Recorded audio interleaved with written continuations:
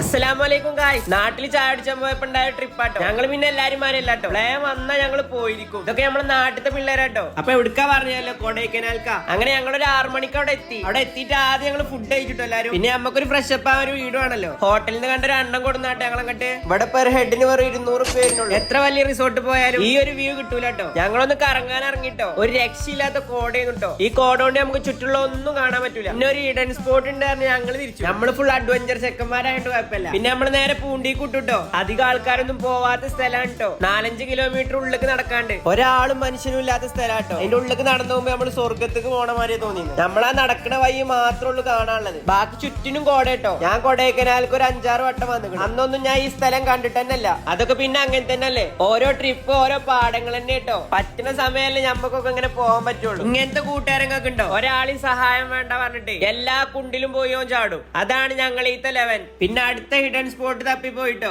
ഓണ വൈക്കുന്ന ഞങ്ങളൊരു ഫുഡ് കഴിച്ചിട്ടോ. ആ ഫുഡ് കഴിച്ചോടെ എല്ലാവർക്കും പണി കിട്ടി. നേരെ വണ്ടി വീട്ടിൽ കൂട്ടു. അത്രയും തണുപ്പിൽ ആർക്കും ബാത്റൂമിലും പോണില്ല കേട്ടോ. ചിലവരൊക്കെ ആകെ ഡിപ്രഷൻ മൂഡിലായിക്കണ്. പിന്നെ നമ്മൾ നല്ല സ്പോട്ട് തപ്പി ഇറങ്ങിട്ടോ. സത്യത്തിലൂടെ കുറെ ഹിഡൻ സ്പോട്ടാണ് കേട്ടോ. അങ്ങോട്ട് ഞങ്ങൾ പോയിക്കണമെന്നുണ്ടെങ്കിൽ പറയട്ടോ. ആ ഫുഡ് കഴിച്ചതിന് ശേഷം ചെറുക്കന്മാരെ മൂട് പോയി. അപ്പൊ ഞങ്ങൾ പോയിട്ടോ. എല്ലാവർക്കും അസ്സലാമു അലൈക്കും, ബൈ.